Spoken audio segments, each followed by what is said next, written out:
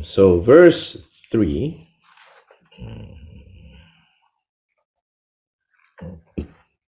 or statement 3, rather, this very Vinaya is the omniscient wisdom. And so that's the statement.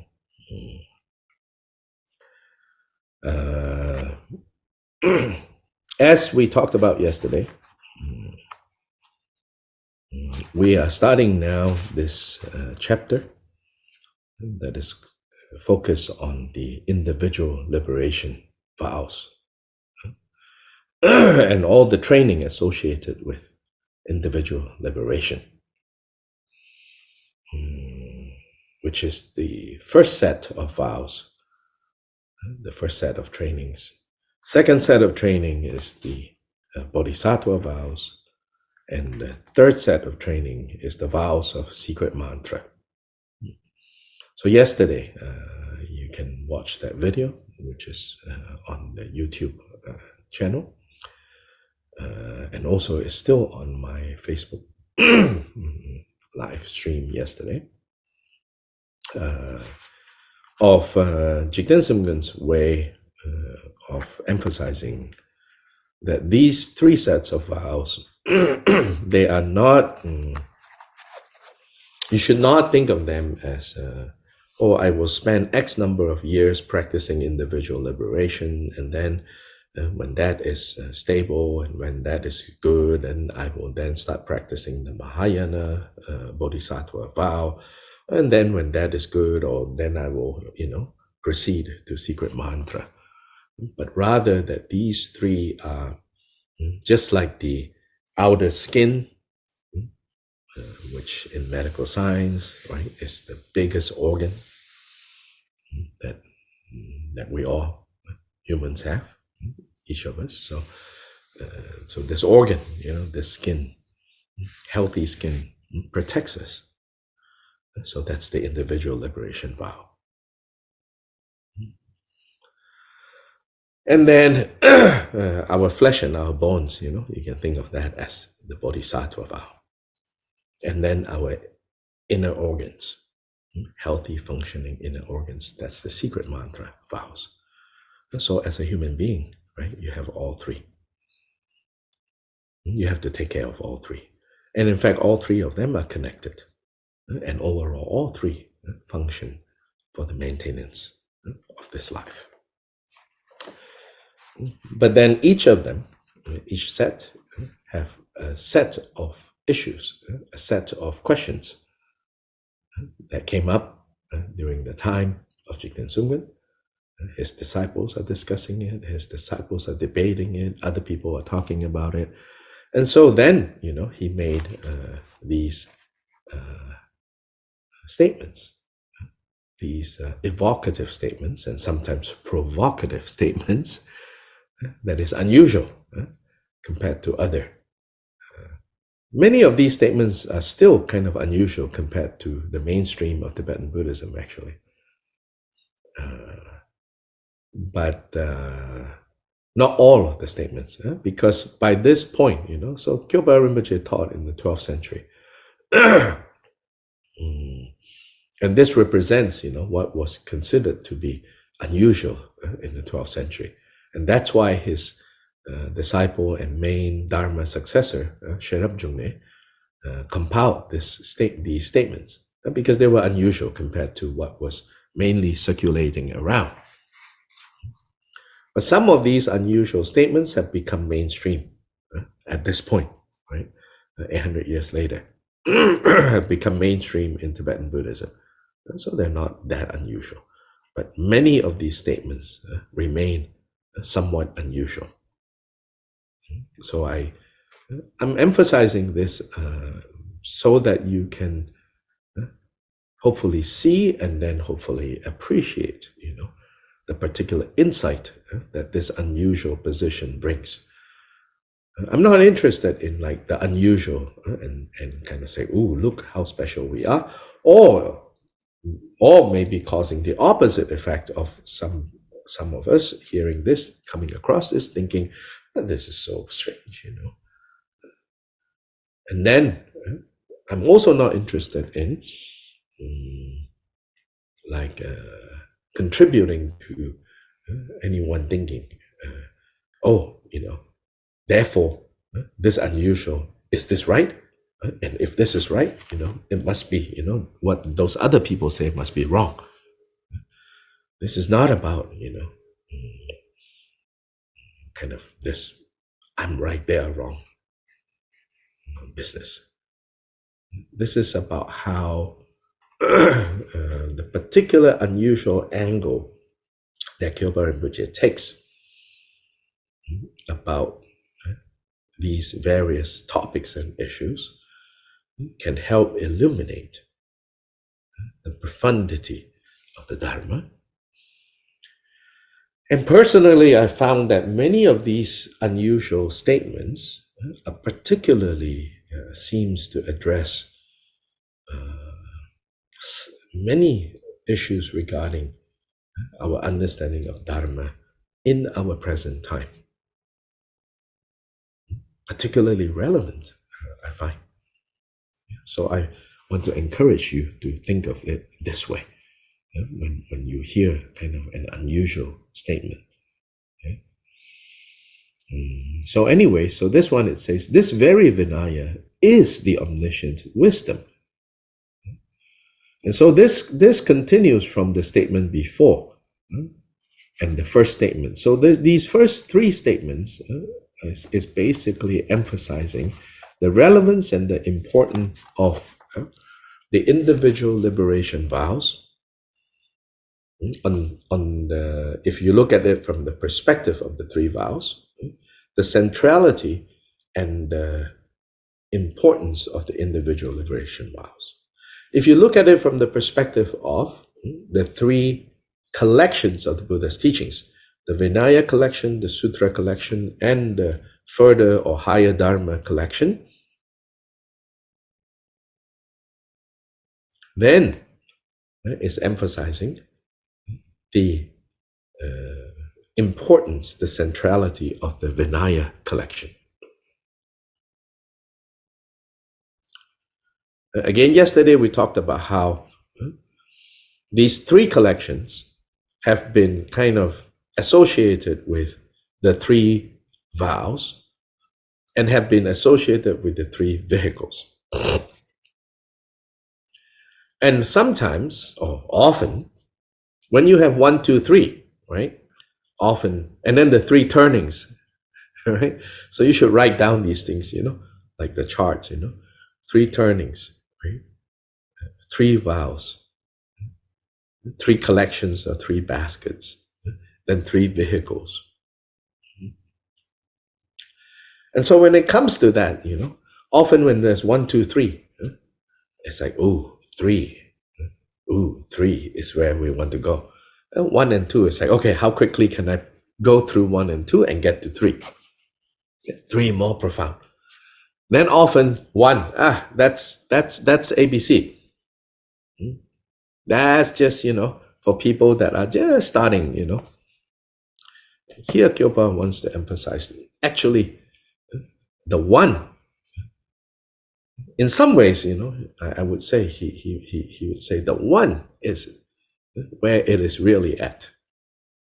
2 and 3 elaborates on what is already given in 1. 2 and 3 is necessary for those who are not content with 1. Content not in the sense of like, small mind content, but content in the sense of not convinced. Not yet convinced by what is said in the fundamental level. Still need more arguments, still need more convincing, still need more techniques, still need more tricks, to get us to really see what is already said in 1.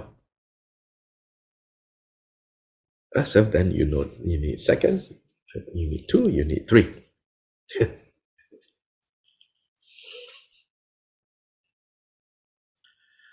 So here statement 3 says, this Vinaya, this collection called Vinaya,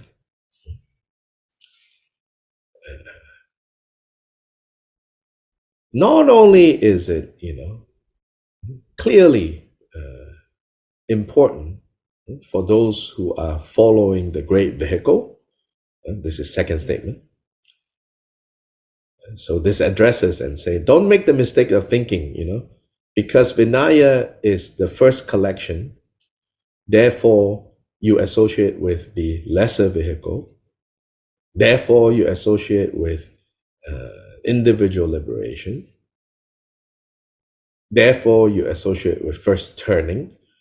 Don't think that you are practicing the great vehicle and therefore the Vinaya is not so important, not so relevant. Statement 2 says, no. As in fact, when you get on the great vehicle, the Vinaya becomes even more detailed. The Vinaya becomes even more profound for you. In other words, if you can study the Vinaya collection with the great vehicle understanding,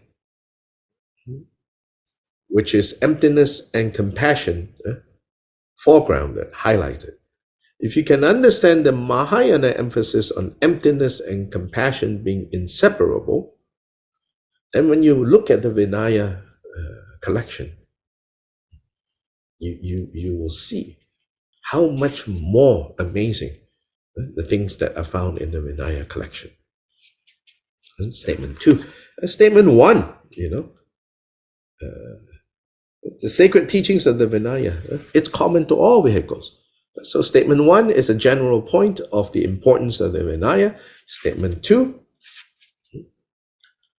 brings us deeper and says, particularly in the Mahayana, in the greater vehicle, Vinaya becomes even more meaningful. And then the third finally makes an even stronger point and says, in fact, the Vinaya, what is found in the Vinaya, because principally in the Vinaya is where the Buddha gave a lot of prescriptions and proscriptions. The Buddha, the great physician, is giving his prescriptions and proscriptions. Proscriptions is a skillful doctor telling the patient, you have a bad cough, don't eat any more chilies right now. Too much heat in the body. Don't eat heaty things. So all the proscriptions. This great physician knows what kind of foods, what kind of behavior, what kinds of things you do that will make your disease worse or dispel your disease faster. So he prescribes, he proscribes. And all this prescription and proscription, where does that come from? It comes from the all-knowing wisdom of the Buddha. So, in other words, if you want to see the extent and the depth of the Buddha's all-knowing mind, where would you find it? According to Kyopa, you will especially find it in the Vinaya. In fact, in the Vinaya, there are often many stories, and also in the Jataka tales, meaning tales of the past lives of the Buddhas.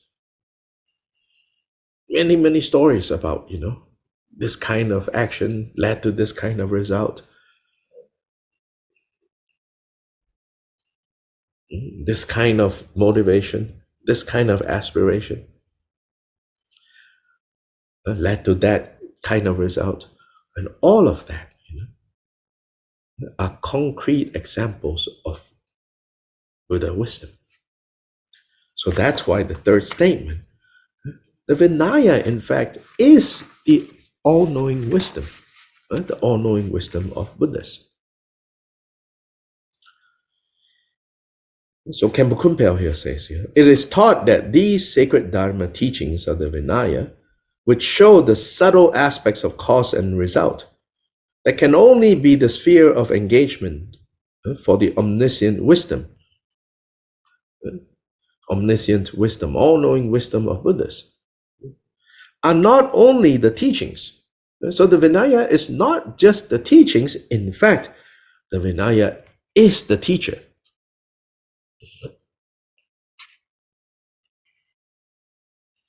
It is said in the Sutra of Individual Liberation, saying, when I have passed into parinirvana, this will be your teacher. The self-arisen one, the Buddha, earnestly and with great respect praised this sutra in front of the assembled fully ordained ones. Also in the Mahaparinirvana Sutra, which is the sutra that records the last days and hours of the Buddha's life, where the Buddha gave many teachings before he finally passed into great nirvana. He says, because Ananda asked him, when you are gone, who will lead our community?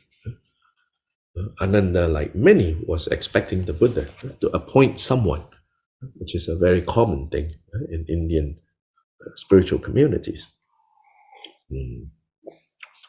For the teacher, for the leader to appoint the next leader. Here instead, the Buddha says, the Vinaya Dharma should be your common teacher. Which is also why, after all the funeral rituals and ceremonies and everything, 500 of his realized disciples, 500 fold destroying Arhat disciples, gathered for 3 months to compile, right, what they have heard the Buddha teach. Because the Buddha says, that will be my successor, the Vinaya Dharma. So last week's introduction to Buddhism, I talked about this. The collection of these scriptures. You might want to listen to that if you didn't, not last week, the week before, if you didn't hear those teachings or that particular class. It'll help us to understand a little bit the process of how Buddha's words became scriptures that now is being transmitted and being printed and distributed down to our own time. So this is statement 3, that in fact the Vinaya is the all-knowing wisdom of Buddhas. So today we will stop here with this statement. The next few statements, it regards the taking of these vows. Then the next couple of statements pertains to issues surrounding the taking. Who can or cannot take these vows, and then the following few statements regards how these vows might deteriorate, when they deteriorate, what happens or doesn't happen, the difference between this kind of breaking of vows and that kind of breaking of vows. So that's what's going to come up in the next few statements. There are altogether 20 statements for this chapter. Okay, so we'll stop here today.